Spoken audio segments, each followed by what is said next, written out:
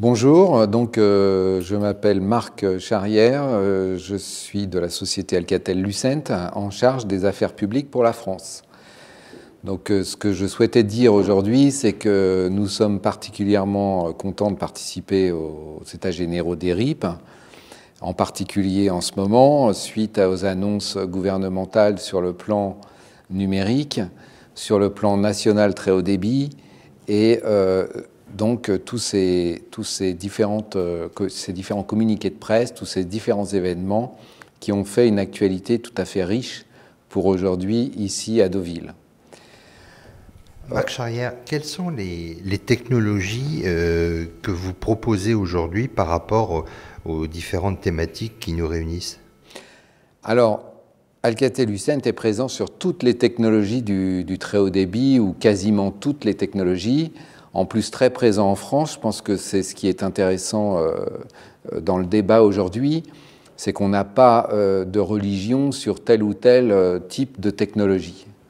Et on se définit plutôt comme un architecte avec un objectif final qui est d'apporter un vrai très haut débit minimum 100 mégabits montant descendant à horizon de 10 ans et de savoir aussi effectuer des étapes intermédiaires plutôt que complémentaires, intermédiaires, c'est-à-dire mettre en place des technologies sur base de ce qui existe quand on ne peut pas aller à la fibre directement.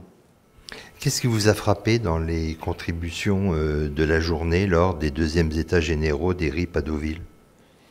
Alors évidemment, ce genre d'événement réunit toujours des spécialistes du domaine, donc on est un petit peu, je dirais, comme dirait Yves Rome, dans un écosystème, dans un microcosme, mais en même temps, on voit bien aujourd'hui, par rapport à il y a quelque temps, que personne ne remet en cause maintenant la nécessité d'aller le plus vite possible vers le très haut débit pour la France. Alors, vous affirmez, à travers l'explosion des données, donc l'évolution du monde nous impose de relever de nombreux défis, sécurité, services publics.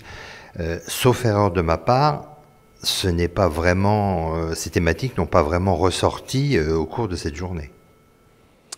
Oui, parce que justement, on les prend un peu comme un acquis maintenant.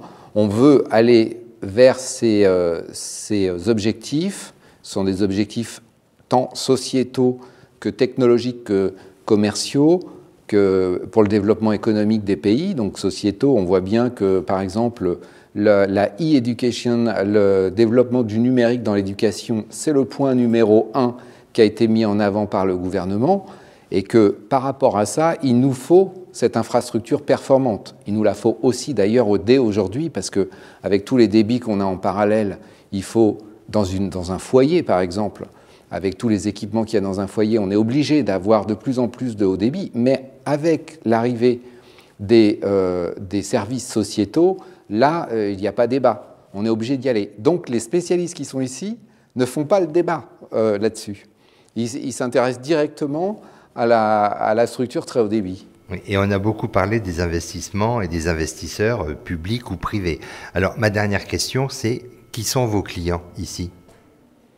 Alors ici, on a les clients, bien évidemment, opérateurs. Nous, on travaille derrière les opérateurs, en tant qu'architecte réseau derrière les opérateurs. Et avant toute chose, si on est intéressé à participer à ce débat, je le disais tout à l'heure, on est architecte réseau. C'est pas nous qui creusons les trous et qui passons les câbles, mais cette infrastructure est une condition sine qua non sur tous les développements qu'on va pouvoir faire avec nos clients, qu'ils soient ici ou pas. Marc Charrière, vice-président des affaires publiques d'Alcatel-Lucent, merci.